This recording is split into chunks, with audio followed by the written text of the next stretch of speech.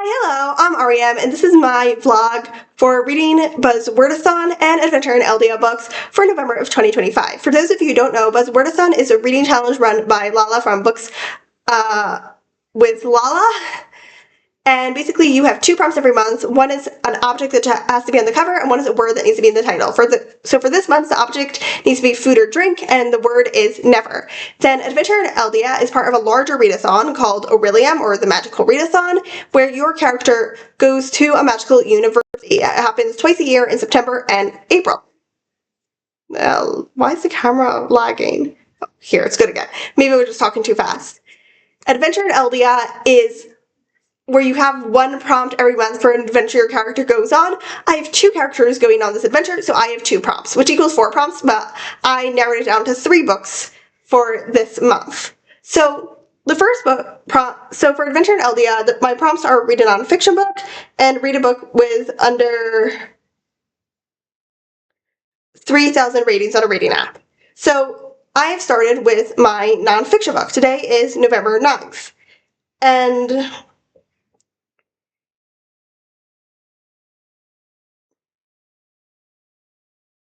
yeah, anyways, so the prompt is meditate at the wolf elk statue. Local Erytharians seem to be gathered around the famous wolf elk statue. You almost forgot there's a celebration happening this month. It's called Fireburn. They light the statue ablaze in an enchanted white flower. It only shrinks in the statue as people gather, share stories, and meditate. It's said to be the perfect setting is said to be perfect for setting intentions and refocusing yourself. Read a nonfiction book. That's for my character Rafaela, who is from Erytheria, so it fits her very well. And the book I decided to read is Not in God's Name, Confronting Religious Violence by Jonathan Sacks. And Jonathan Sacks, is Rabbi Lord Jonathan Sacks, who was previously the chief rabbi of the UK. Now, I'm 56 pages into this book, and to be honest with you, I'm a bit annoyed at it. Part of that is the writing style. What I saw as a teenager as very clear now seems to me repetitive and boring.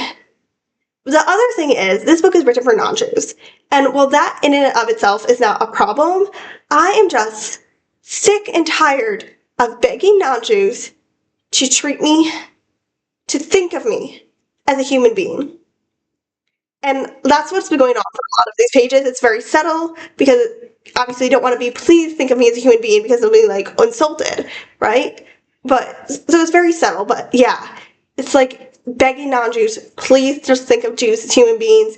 And it's a very important work, and it's something that Rabbi Lord Jonathan Sacks was trying to do very much so throughout his career. But it is getting on my nerves, because I'm a Jew, and I'm tired of groveling.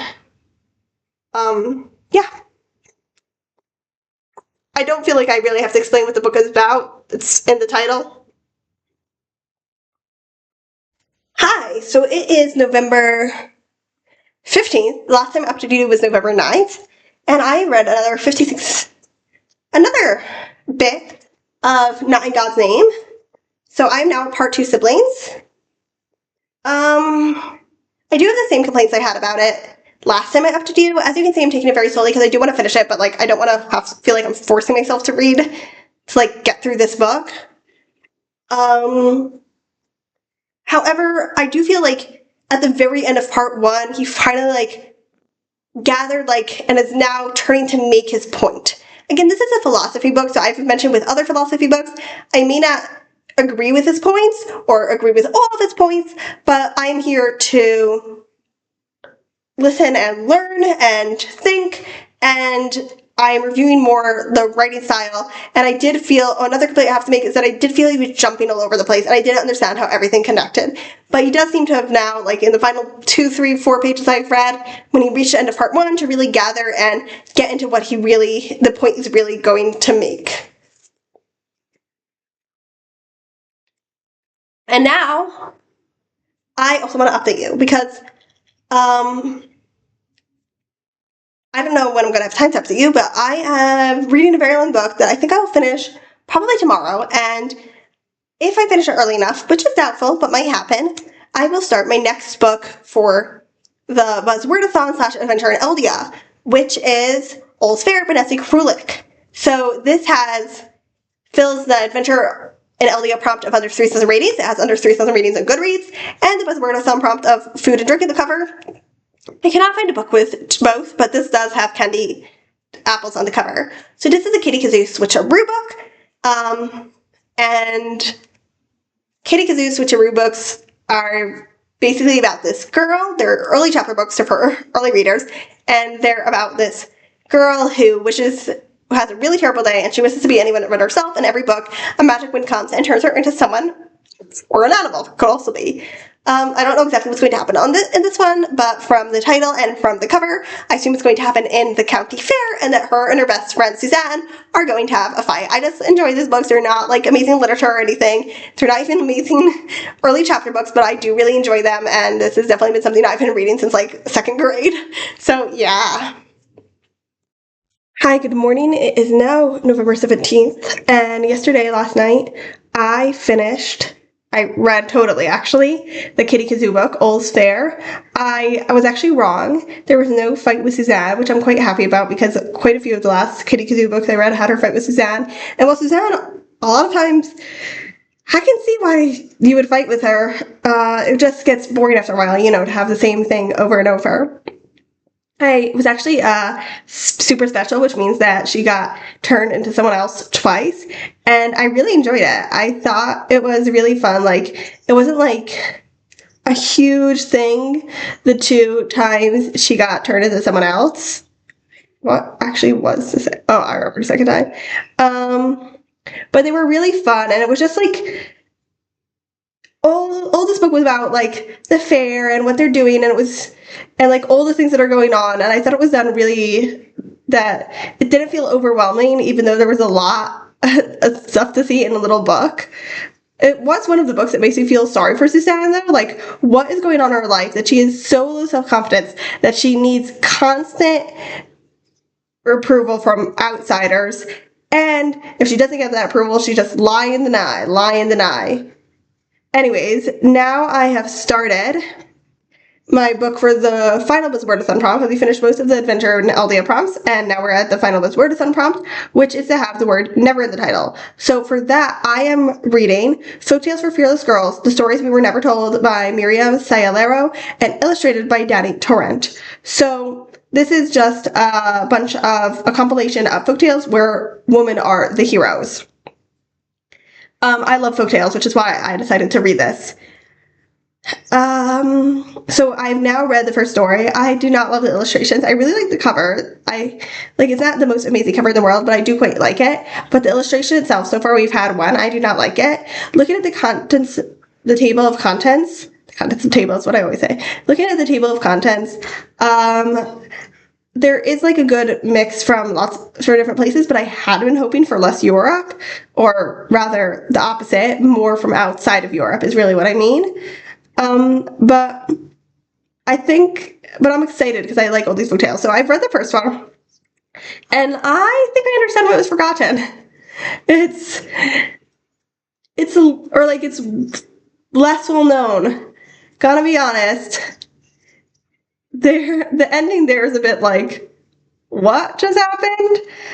I hope Jason told it in the Myths and Legends podcast. I don't know. Maybe I should, after I finish all of these stories, I should go and see if they're in the Myths and Legends podcast. Anyways, that's all for now. I'm probably not going to update you till, the end of the book, because what is there to say? The writing is fine. I don't love the illustrations. I like folktales and fairy tales. Hello, it is November 22nd, and so I finished the fairy tale book much earlier this week, on Monday or Tuesday, I think.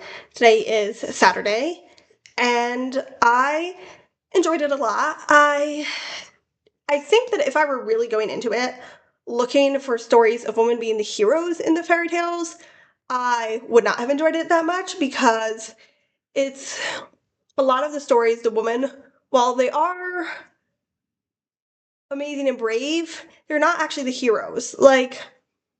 Think of, let's say, the prince in Rapunzel. He's amazing and brave, but he isn't the hero of the story. Rapunzel is. So a lot of the stories had that. But that actually was not what I was particularly looking for. I did feel like in some places, the phrasing was a little weird. Like, I feel like something was cleaned up or something. I don't know how to say it, but I really did overall enjoy it. I thought they were mostly fun stories. I did know 2 of them, one of which I really like. Yeah, I don't know that there's that much to say about it. Didn't really like the illustrations, enjoy the stories, but it's like a collection of folk tales, so it's not like I can really talk about the writing or the plot or anything. It did make me realize how often fairy tales have like conveniences. Like, I'm talking about, like, also in the stories I didn't like, but also in the stories I liked. Like, there was one story where I really liked, where the main character, our hero actually is the main character, she has to save 2 people from a curse. And how does she do it? She does do some clever stuff, but she finds out how by just, like, she's walking along and she hears the fairy saying, if someone does X, then they'll be able to save Y from the curse, but nobody knows this. Like in Rumpelstiltskin, Ha ha ha, my name is Rumpelstiltskin, but even more contrived. That's just a commentary on fairy tales, though. Now,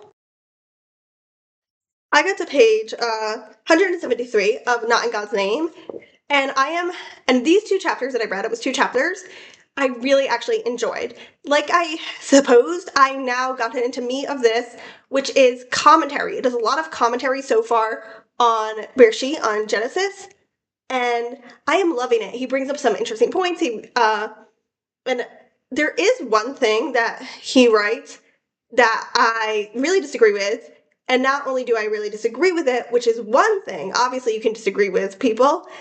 I think I disagree with it because the point is not made well. But besides that point, I was really enjoying the commentary in this. And what's more, this is totally by accident, and the book was not made to be read this way because it's written for non-Jews, but the 2 chapters, I would have continued because I was enjoying this so much, but the 2 chapters that I just read really fit the Torah portion that we read.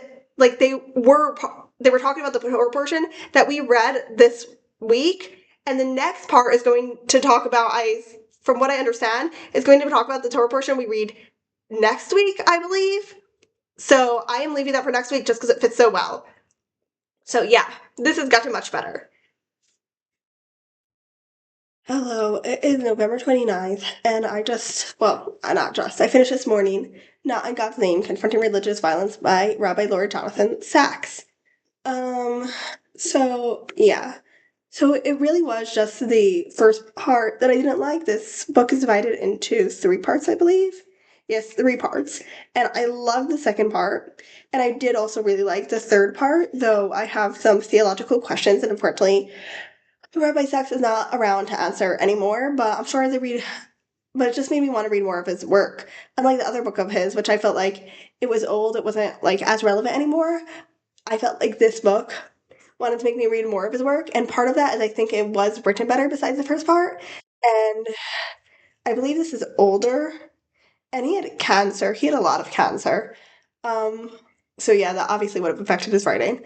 But also I think I'm more mature and able to understand it better. So that's great. There was this one part where I felt like he was jumping around. So yeah. What else do I want to say about this? Hair. I do want to mention that I did read this book as a religious Jew who grew up in a religious Jewish community. And I don't know, and obviously I mentioned how that made me feel about the first part. And the very last few pages I felt the same way, but those I could ignore because it was only the last few pages and not like whole giant part of the book. Oh, what I forgot to say about Not in God's Name is that I did feel like at the very end, I was like, he's giving solutions that aren't solutions.